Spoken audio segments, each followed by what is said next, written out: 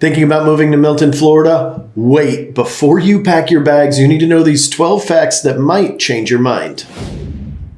We have a lot of choices of towns and cities to live in here on the Emerald Coast, with Milton just being one of them. And if you are perfectly okay with the facts that I'm about to go over in this video, then Milton might actually be a great place for you to call home.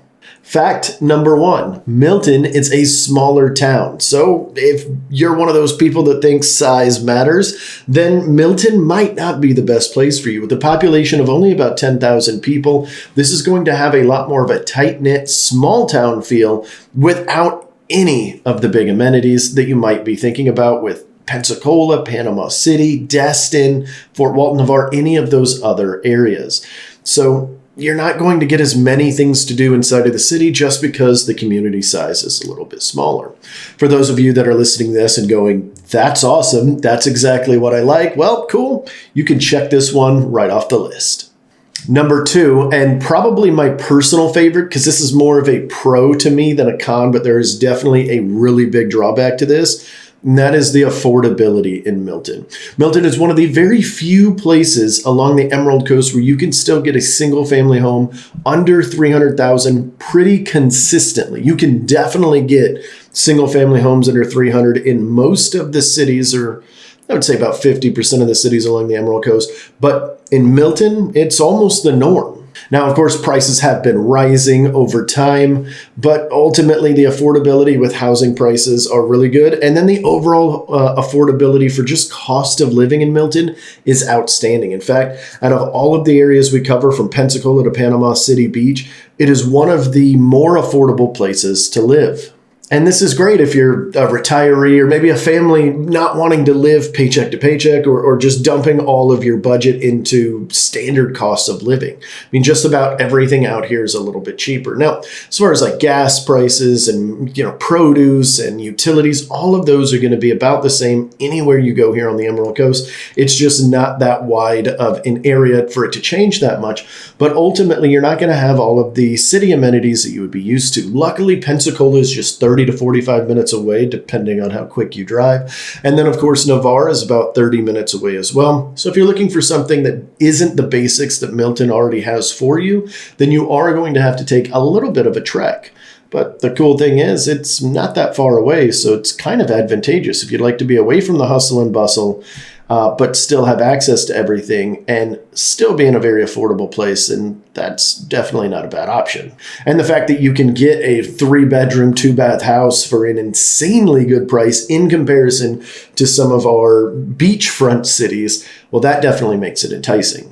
By the way, if you'd like an idea on what pricing is out here in Milton, obviously you can go to websites like Zillow or our website, emeraldgrouphomes.com, but you can always reach out to us too. All of my information will pop up on the screen. If you find out at the end of this video that Milton's not for you, you can always give us a call and we can walk you through some of the other cities to figure out which place is best for you. And if Milton is the right place for you, then we'll definitely give us a call, text, email, or however you'd like to get a hold of us, and we can help you in your home buying journey. Fact number 3 is all of the natural beauty and outdoor activities. And you're probably thinking to yourself, well, why should I avoid this city if it's got a beautiful surrounding? Well, that's because it's not the big city. It's not what everybody is used to. There's not as many suburbs, although there are some, and established neighborhoods and things like that. But the entire city is surrounded by forest and lakes and creeks and rivers and lots of outdoor activities, which are all pros if you're into outdoor activities, but they're all cons if you are not. If you're not going to take advantage of any of this at all, then you're living in a place with all of this great beauty for no real good reason other than the great affordability. In fact, one of my favorite things to do in the area that I don't do enough, I probably only get to do it 2 to 3, 4 times a year, is Blackwater River State Forest. I like to go up there and go tubing or kayaking down the river. I actually don't go kayaking anymore because my back can't really handle sitting up like that for a long time. So I generally just do the tubing because, well, my back can handle it. But it is a great time. You can choose different lengths of the river to go to. The one that I go to takes about 3 to 5 hours to float all the way down. That's taking stops at a bunch of the creek beaches or river beaches and sort of relaxing a little bit, having a nice soda pop or whatever you're drinking, and just enjoying the overall river. It's called Blackwater River for a reason. The river is straight black. You can't really see inside of it all that much, which some people find a little bit unsettling, but I personally enjoy it just fine. All right, that would almost seem like more of a pro, but there are definitely some people that don't want any of the outdoorsy stuff, and in that case, you're going to be missing out on a huge reason why Milton is a great place to live. Fact number 4, the job market is not that great. And that's because it's only 10,000 people. Not that it's not a good job market in of itself. It's just there's not a lot of options because it's such a smaller town. So if you're working remote or maybe you're retired and you're not really worried about working anymore, this isn't going to really affect you that much. But if you're looking to live and work in the city in which you live in, it is going to be a little bit more difficult and the job options are going to be severely limited. In fact, most of the jobs are in healthcare, education, and agriculture. So if you're in tech or maybe some sort of specialized thing, you're probably going to have to travel to get to work. As I mentioned before, though, with Navarre being 30 minutes away, Pensacola 30 minutes away, and even Crestview about 30 to 45 minutes away, you're probably going to find something, but you are going to have a commute in the process. Number 5 on my list is one that you've heard me talk about a lot. If you are not new to this channel, thank you for continuing to watch, by the way, but that is the weather and the natural climate. In the summers, it's going to be hot and very humid. It's very, very warm here. And in the winters, it gets brutally, obnoxiously cold for us. Now, if you're coming from anywhere else in the country other than South Florida, maybe South Texas or something, then the weather is going to be just fine for you, especially the cold. But here, we're not used to that cold. So when it drops into the 30s and 40s in the wintertime, it's kind of crazy. In fact, if you guys were watching on the news recently, if you're watching this when this video came out, we actually had like 4 to 6 inches of snowfall here last week. I'm not making this up. We had to shut down the entire week. Martin Luther King week. The entire week was shut down. Schools, a lot of jobs didn't open up until Thursday or Friday. There's ice on the roads. We don't know how to handle it. We don't have salt. I-10 was closed, so we couldn't even get salt from some of the bigger cities. It was just absolute mayhem. Now, that's super rare. I just mainly wanted to talk about the snow here because that's not happened. It happened one other time since I've lived here. I've lived here since 2005. And it snowed one other time, but it didn't stick. It snowed in like 2016, 2017, something like that. And it kind of came down a little bit, little flakes for a couple hours, but never stuck. And then that was it. But this time it actually stuck. And we've got lots of pictures to prove it. So we'll throw some of those up on the screen right now. But that's the winter. In the summer, it is going to be hot, very, very hot. You're going to walk outside, feel like you need another shower instantly. You prevent this a little bit or prevent the pain a little bit by going from your air-conditioned house to your air-conditioned vehicle, from your air-conditioned vehicle to your air-conditioned office to air-conditioned grocery store, or whatever you're doing. You generally don't want to be hanging around outside too much. And if you do, please make sure that you are very well hydrated because heat stroke in general or heat exhaustion is definitely a real thing here in the Panhandle. Now, there's a big pro to this. If you're a beachgoer or an outdoorsy person, lover in general, this is great. The warmer weather is awesome because although it gets very hot for a couple of months, it's very cool. It's like a good, healthy temperature. It feels very good for most of the year, 6, 7, 8 months out of the year. There's just a 3-month period where it's just a little teensy bit too hot, but not so hot that it's like South Florida. If you've ever been down there, that mugginess and everything, we're a shade easier than that, but it's definitely warm.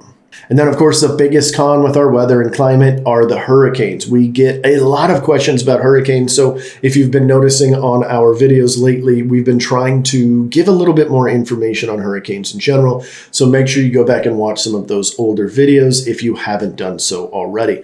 But hurricanes are a real thing.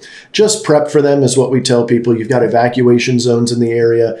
We're very vocal in this area about like, hey, what should you be doing? Your neighbors are going to be talking to you about it. You know, it's just sort of a thing whenever there is a hurricane in what we call the box being like the south tip of Florida, you know, all the way up to the Panhandle and all the way around. Soon as a hurricane gets in that box, we're all watching it just to make sure that we don't need to leave, just kind of see what the spaghetti models are doing, which, are never always 100% accurate, but they give us a pretty good idea. And if you need to leave, you need to leave. But for the most part, our infrastructure here is built for it. We're ready for it. So hurricanes aren't near as big of a deal as most people from the outside looking in think they actually are. If you are worried about it whenever you move down here, there are things that you can do with your property to help ease some of the wind mitigation factors of your home. Things like impact-resistant windows and doors, garage doors, heavier roofs, or not heavier as far as weight, but I mean like heavier built roofs, stronger built roofs, I guess is a better way to say it. Hurricane clips on the roofs. I'm not kidding you. Most of our roofs have hurricane clips on them. These are actual clips on generally four corners, sometimes in the middles as well, to help keep your roof on so that it doesn't completely fly away, because that can definitely be an issue, especially with pressure building up inside of the house as the hurricane winds are coming through. Ultimately, at the end of the day, I'm going to be honest, I sleep through most of them. The tropical storms, Cat 1s and Cat 2s, I don't even think anything of. It's just another storm, and you kind of get used to them. But then it starts creeping into the Category 4 and 5 territory, and that's when it's like, okay, I'll secede. I'm going to back out. I'm going to go drive to Biloxi or something for the weekend, or maybe go a little bit further up north into Tennessee or something. But at the end of the day, hurricanes are real, but there's a lot of protection against them, so it's not near as big of a concern as a lot of people think that it is. Tip number 6 is on schools and education. First and foremost, here's a pro. The schools are very well rated in Milton. And Florida in general has great schools when you're comparing it all across the country. I have absolutely no idea exactly where it ranks, because you can find data on schools in every single state that are saying that it's the best schools ever, because I'm sure they get accolades for something. Milton has great schools at the end of the day. However, there's a big comma there.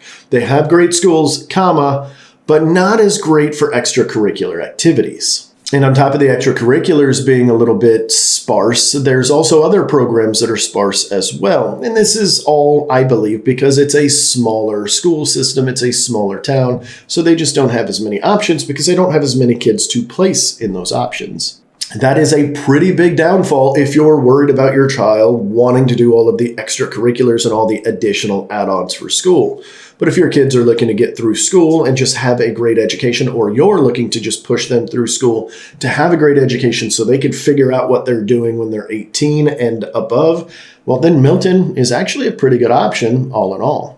And a quick little pro to that is, because it's a smaller community with smaller schools, you've got a lot more tight-knit communication and community within the school system in and of itself. And fact number 7 that you need to know about Milton, Florida, is the growth potential here. There is a tremendous pro to this. If you purchase in Milton in 10 to 20 years, you are probably going to see better appreciation on your property and the surrounding areas than you would in other areas on a percentage basis. And that is because Navarre is getting built up, Crestview is getting built out, Pensacola, Pace are starting to come over into the Milton side, which means Milton's got a ridiculous amount of land that we can still take and build on. This is fantastic if you are looking for the long-term benefit, because you're probably going to see the upside on it fairly well. And with that comes all of the other things. There's business growth potential. There's more businesses going in. There's just a lot of growth in general that's happening. The downfall of this, and why this is on our list of 12, is because right now, the infrastructure is not fully there. I mean, it definitely has everything you need. You're not going to have any problems with grocery or anything like that. But you're not going to have public transportation. You're not going to have all the amenities that you're looking for. You're not going to have specialty dining and specialty restaurants, specialty things in general, specialty shopping. All of those things you're more than likely going to need to leave the city for. I'm curious, what's the number one thing that you're looking for in your next city that you're going to move to? Please comment it down below. I'm genuinely curious. And by the way, if you do comment down below and you get a response, it's from me directly. I do have a large team helping me with lots of admin, but I do like to communicate with you guys directly. So if you have any thoughts, questions, concerns, you could throw those down below as well. But I want to know the number one thing that you are looking for in the next town you move to. Number 8 on our list is all about taking a little bit of time to step back in history in Milton. And that is because Milton has old town charm. I'm not kidding. This is one of the oldest towns in Florida and in the country. It has been around since the 1800s, and we've been building onto it ever so slowly. But now, as I mentioned before, with all of the land around it getting eaten up, eventually all of the houses and infrastructure and businesses are eventually going to have to move there. But right now, it's got old historic charm. So this is great if you like little charming shops and art galleries, just, antique shops, just things that are kind of like off the beaten trail that you would find in a standard smaller town. This is a very not good thing if you don't want any of those and you want all of your big name brands right there in the middle of the city, because you're not going to get them here in Milton, at least not anytime soon. So while a lot of people find this very rich in history, a lot of people are going to feel like it's too old of a town or too antique-y for them. Number 9 on our list centers all around the cultural and community events that happen here in Milton. They definitely have some, but the big downfall is they don't have a whole lot. So if you're somebody that likes to go to a lot of community events and cultural events in your area, you are definitely going to need to travel to some of the nearby cities and try out some of theirs. But I do want to talk about one of the festivals that Milton has been going and doing since 1974, I believe, or 76. It was somewhere in the mid-70s. And that is the Scratch Ankle Festival. You heard that right, like scratching your ankle when it itches, a Scratch Ankle Festival. Now, this is a festival basically boasting the town's old-timey charm and historic overview in general. And it also goes to help a bunch of nonprofits. So if you're a nonprofit in the area or want to get involved in one, this might be something that you're definitely getting into. And then, of course, there are plenty of farmers markets here in Milton, so you definitely don't need to worry about farmers markets if that's important to you. But the list of community and cultural events that I just mentioned is just about it. So when I say that it's pretty barren in this facet or in this avenue, I definitely mean it. And I'm not even going to try to get into the nightlife because it's practically non-existent here in Milton. Sure, you've got places you can go grab drinks and stuff, but you don't have any place that you could stay out to till 2 in the morning. Which I'm going to be honest, for most of us, is a perfectly acceptable thing to not have in our town. Number 10 on our list is related to traffic. Or I guess in this case, the big con is that there is no public transportation. I know I touched on this super briefly earlier, but no public transportation. But there's also no traffic. So this is sort of a give and take here. A lot of people don't use public transportation anyway, at least maybe I'm just used to it because almost none of the cities along the Emerald Coast have a public transportation system. There's a little bit here and there in a few of the cities, super basic. It's nothing like subways and buses going or anything like that, but Milton is definitely no different. So you're going to need your own vehicle. That's an added expense if you're used to coming from a bigger city where you could just take public transportation everywhere you go. Now, the great thing about this is there's virtually no traffic. I mean, anywhere you go, there's no traffic. In fact, Pensacola is laid out well enough that you're generally not going to have that much traffic anyway, unless, of course, you're going to, a hockey or a baseball game, because they do have 2 teams out there for, or 1 team for each of those sports. And, it gets a little bit busy as people are going in or letting out from those games. Outside of that, the traffic's fairly reasonable. And then you're not really going to hit any traffic going into Crestview unless you try to go into Crestview and then head south from there, which you probably wouldn't do. And then heading south from Milton into Navarre, you generally will start seeing a little bit of that 98 traffic if you happen to go down there to maybe go to the beach. But I mean, literally, once you jump off 87, which is the road that goes from Milton south into Navarre, you've got about a 200-yard stretch to get to the beach. So the beach is generally about 30 minutes away, maybe 45, depending on where at in Milton you are. And you might hit a little bit of traffic during those 1 to 200 yards, but it is super quick, super brief. If it slows you down by 3 minutes, I would be wildly surprised.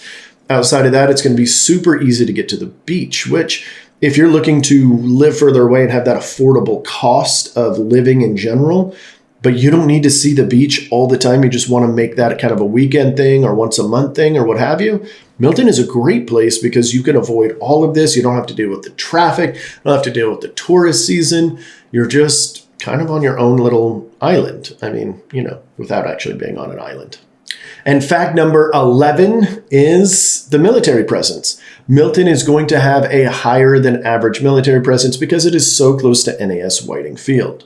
I don't really see how there's a con here, but I'm completely biased because I'm prior military myself, and I know the community, and they're my people. I like the military. I like the military folks. I like the humor. I like everything about it. But for some people, this is not that big of a benefit. In fact, some people see it as maybe even a detriment.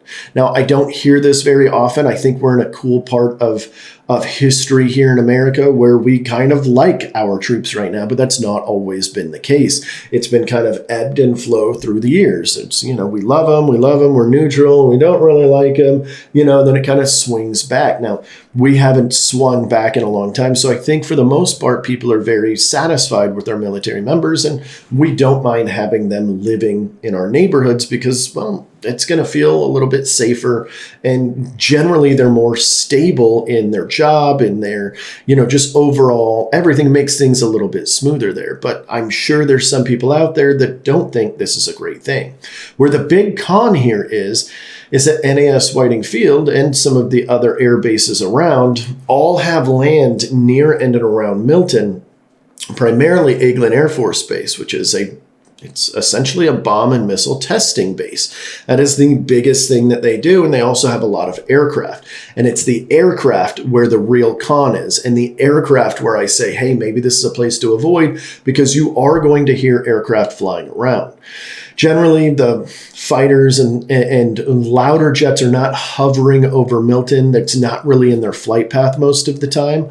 But you're definitely in the flight path of some of the C-130s, which is a variant of aircraft that I flew. And although it's not overly loud when it's flying over you, they fly very low. So it's not uncommon for them to be flying 300 to 500 feet off the ground, although they're not generally going to be doing that over the city. In fact, I'm not going to get into the aviation stuff, but they actually can't fly that low over Milton in general, unless they're going into one of the areas where they're doing airdrops or something like that. I'm not going to go into all of this, but the point here is there's definitely aircraft noise, and you need to know that before moving to Milton, because if that's going to drive you nuts, then it might not be the best place for you. Now, generally here in our area, we get used to it, and I don't even notice it anymore. In fact, whenever I go outside of the area, for traveling for conferences or, whatever, visiting family, going on vacation, I actually feel it almost eerily quiet sometimes because I'm so used to hearing the planes overhead.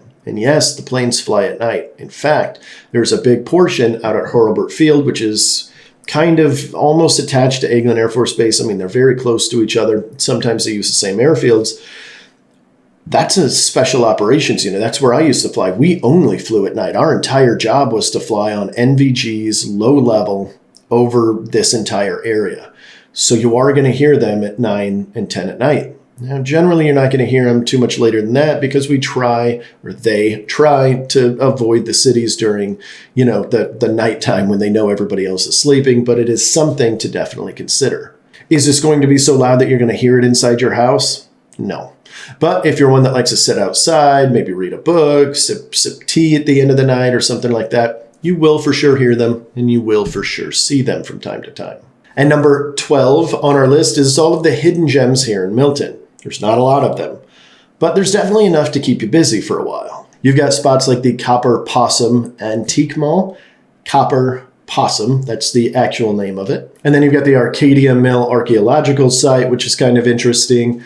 For the most part, there's not a whole lot of hidden gems. There's definitely some other ones I'm not mentioning here. And Milton is it's always expanding. It's always changing. So there's things popping up here and there. But if you're looking for a city with just endless amounts of hidden gems, which I know is important to some people, you might be listening to this going like, I don't care about that at all. There are a lot of people that are kind of into this stuff. There's just not a whole lot here in Milton. You are definitely going to need to travel to Navarre, Crestview, or definitely Pensacola for even more of those hidden gems whenever you get bored with what is sitting in Milton. And while there are still a good amount of things in Milton to check out, eventually you're going to run out. And secondly, they're not going to be as big or robust as something that you might find in Pensacola. So, is Milton, Florida right for you? Is a small town vibe, natural beauty, and seasonal storms okay for you? Or is this an absolute no-go and you're going to be looking for a different city? Comment it down below. I'd love to hear from you. And as always, if you have not already, hit that subscribe button and tap the little bell so that you'll be notified when we do videos, which we do every single Tuesday at 4 p.m. I'd love to hear your thoughts on this video and find out if Milton's right for you if you're going to keep looking for a different city. As always, you can reach out to us. All of our information will pop up right here on the screen. I would love to chat whenever the time is right. We can help you with your next move. I'll see you guys next week.